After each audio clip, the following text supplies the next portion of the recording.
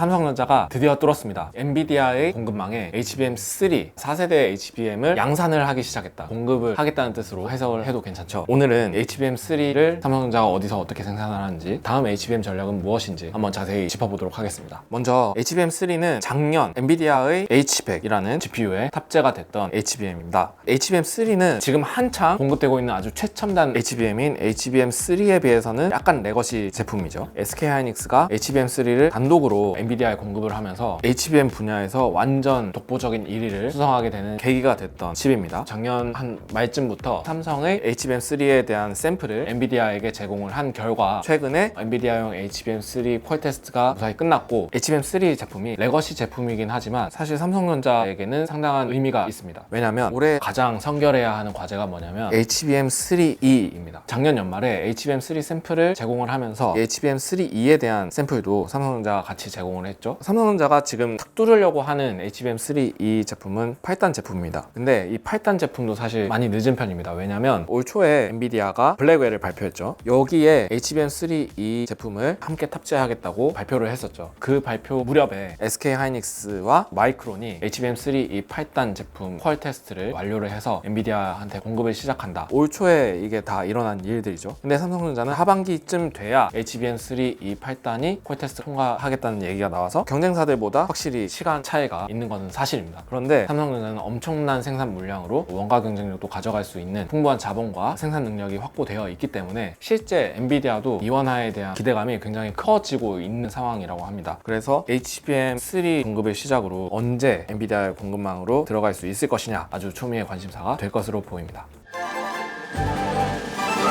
HBM 생산 라인을 확장하다 보니까 범용 D램에 늘어나는 수요와 생산 공급량을 대응하기가 되게 힘들어졌다는 거죠. 신규 영역을 한번 확보를 해보자. 그래서 삼성전자의 공장 중에 가장 핫한 구역이 P4입니다. 평택 4공장이죠. 자, 여기가 왜 뜨냐면 삼성전자의 반도체 부문이 신규 투자를 할 수 있는 지금으로서는 국내에서는 유일한 공간이라고 할 수 있습니다. P4의 규모를 한번 말씀드리면 아마 P3와 P4가 거의 뭐 비슷한 크기가 되지 않을까. P3의 규모가 총 2개의 층으로 되어 있는데 면적이 축구장 25개랑 맞먹는 면적으로 볼 수가 있다고 합니다. 그리고 생산 능력이 12인치 웨이퍼 기준 월에 한 20만 장 정도 될 것으로 예상을 하고 있습니다. 2층은 아직까지 장비가 들어올 수 있는 인프라가 갖춰지지 않아서 1층이 어떻게 구성될까, 이게 주의 깊게 들여다보고 있는 사안인데요. 이 P4를 반으로 쪼개서 어떻게 생겼는지 볼게요. 기존 계획은 이렇습니다. 한쪽 절반은 낸드 플래시 공간, 그리고 하나는 파운드리 공간으로 쓰일 예정이었다고 해요. 총 공장의 규모가 한 20만 장이라고 했을 때 낸드 플래시에서 12인치 웨이퍼 기준 10,000장 이하로 지금 장비가 들어와 있는 상황인데, 이 낸드와 파운드리 공간을 모두 D램으로 전환한다는 선택을 내렸다고 합니다. 그래서 P4에는 HBM용 D램이 생산되는 게 아니라 기존의 평택 화성사업장에서 HBM 때문에 생산을 못하고 있던 부족분을 채워줄 수 있는 라인으로 활용을 한다고 합니다. 파운드리 라인의 D램 장비가 내년 상반기 중에 도입이 될 거라고 업계에서는 예상을 하고 있습니다. 그 외에도 최신 D램 전환 작업이 일어나고 있는데, 화성 사업장 안에 있는 15라인입니다. 원래 1Z, 그러니까 10나노급 3세대, 굉장히 레거시 D램에 속하는 제품입니다. 이 1Z D램이 주로 생산이 되고 있었는데 최근에는 10나노급 5세대 1B 제품으로 공정 전환이 빠르게 일어나고 있다는 소식도 전해지고 있고, 전반적으로 정리를 하면 D램 수요에 대응하기 위해서 삼성전자의 화성 평택 사업장이 아주 분주하게 움직이고 있다, 정리를 할 수 있을 것 같습니다.